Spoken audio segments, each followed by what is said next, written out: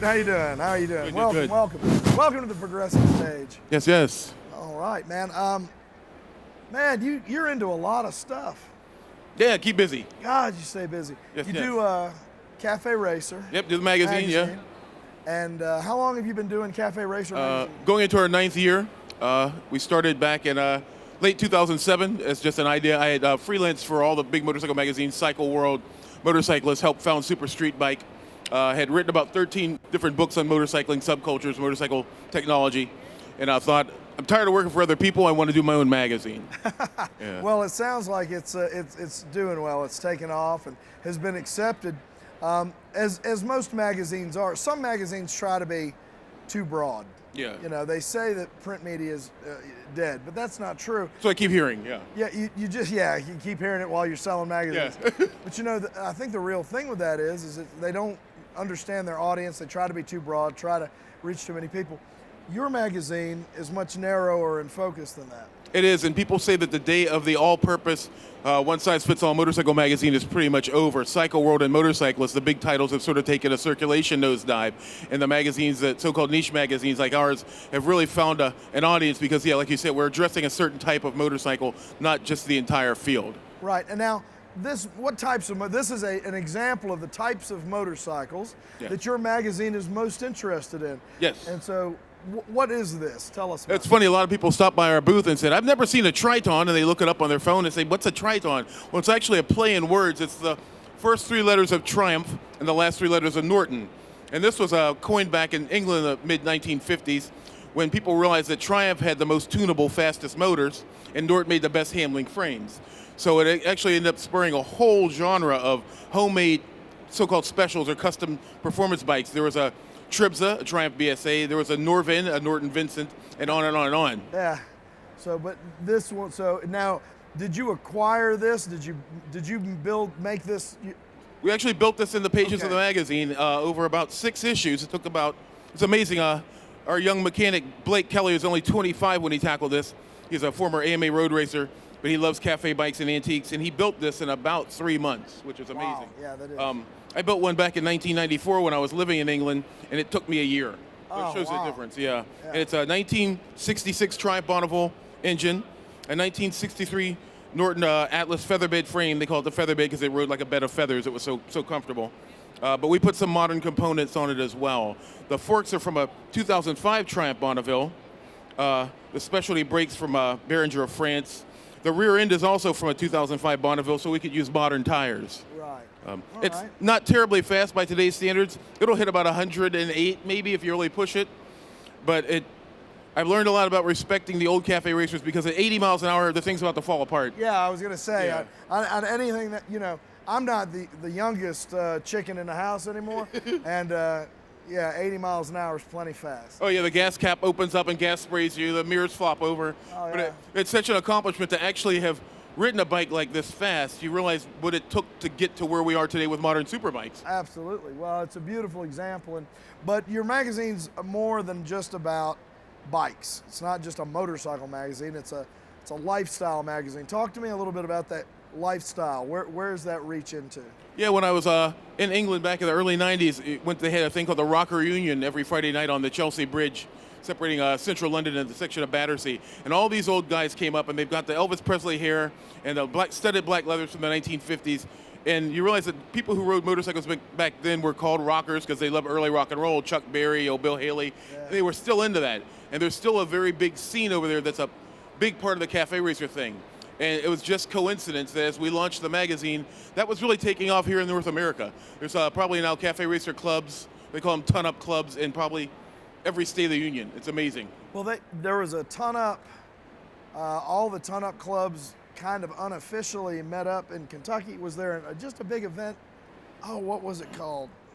Anyway, Jackie Van Ham. Oh, yeah, I know Jackie, yeah. Went there, and so she was telling me, but, and I know Larry Fletcher. Yes, from Chicago, yes. So, yeah, and we're getting an opportunity as Progressive. We now are the title sponsor for Motoblot in Chicago. Yes, it's a wonderful event. That's one of the best, so we get to go there. But, man, those cats, and you begin to see that they were like lonely, weird kids. Yeah.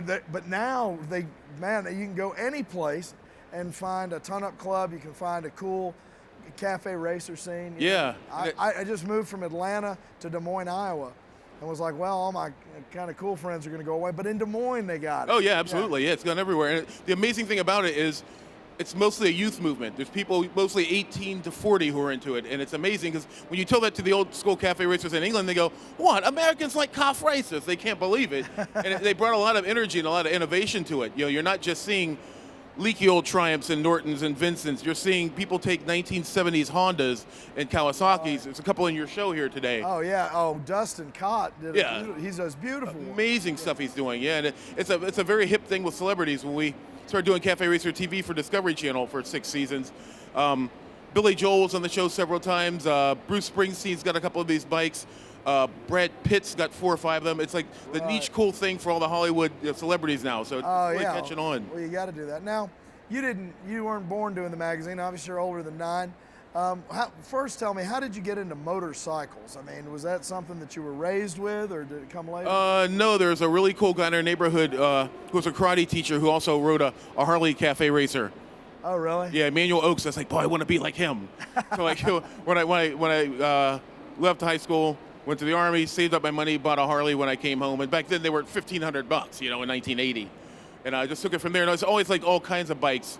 So just started traveling around, going to racing, seeing that, said I'll try a sport bike. Just got into the whole thing and ended up amassing a huge collection of bikes that makes my wife crazy now. Very good. And what have you done for work that led up to the magazine? I was a newspaper columnist for 22 years. Okay. But they always allowed me free time to freelance for motorcycle magazines and follow my passion for bikes, and did a lot of transportation reporting for the Pittsburgh Tribune Review. So I'd write about transportation issues, traveling back and forth to the state capitol, interviewing politicians on my bike. Oh, so that allowed me a certain insight into that, and that's led to the next thing, and just sort of ballooned from there. Well, that's great. So now, are you from the Pittsburgh area? Is that where you call home? Yes, and the funny thing was I bought my first Harley when I was 18 because I planned to use it to leave Pittsburgh. Yet here we are.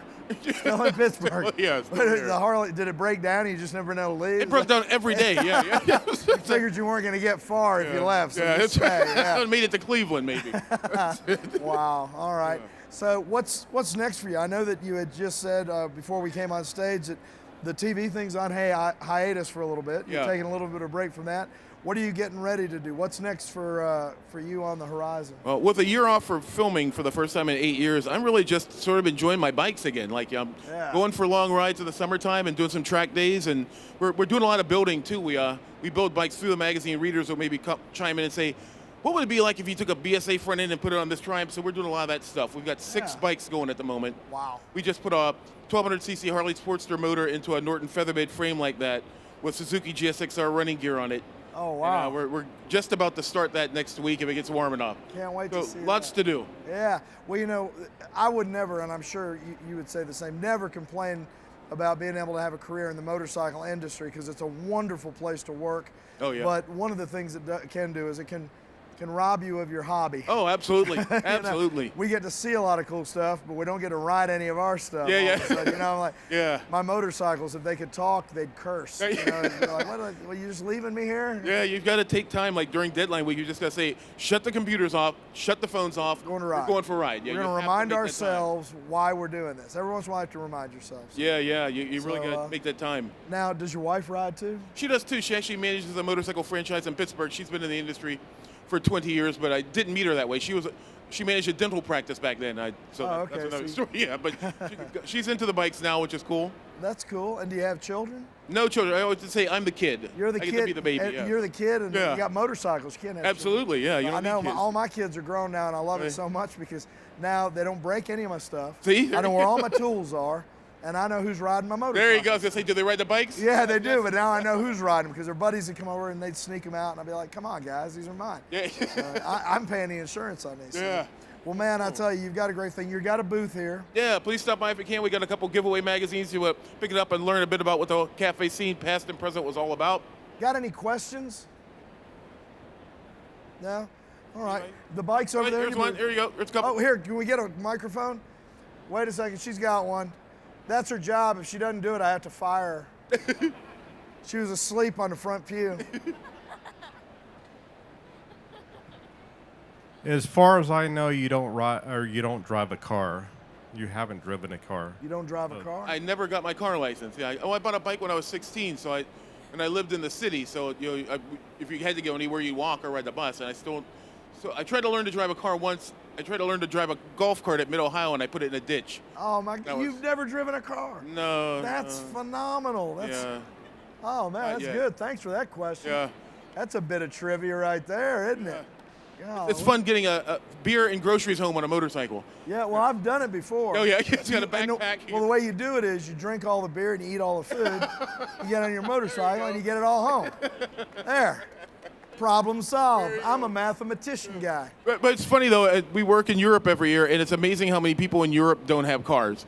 You see guys in business suits riding an R1 to work with a briefcase strapped to the back. It's just, it's just cheaper transportation, you know? So different lifestyle. Yeah, and over there with gas at $12 a gallon, it makes more sense, you know? Oh, yeah. Well, that's cool. Man, I'm glad for... Anybody else got anything curious about? All right. Well, this bike's going to be over there. Yeah, you guys got to go check this out. I've seen several Tritons in my life. This is a very, very nice example, however, and it's just fascinating to look at them and get some pictures with it because you don't see them often. No, you sure don't. Yeah. You don't, so that's good. We're having a bike show. We used to do a bike show every year at Mid Ohio. It was huge. It drew like 80 entries, and we're doing it now in Sewickley, outside Pittsburgh, right near the airport, on August 13th. We had a huge turnout of 600 bikes last year. All right. Yeah, right at at our ever office. Make it to Davenport, Iowa for their meet? No, but I keep hearing I should go. I hear that's where the last bargains are. Yeah, I've never been to it, but everybody's for years has said you got to go to Davenport. Got to go to Davenport. Yeah. Well, now I live in Iowa, so I'm going to go to Davenport. Oh, there you go. So Yeah, there you go. the best swap meet. I'll call you and I'll say, hey, can you need this?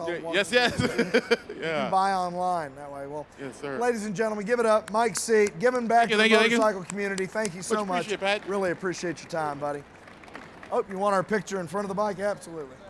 The Progressive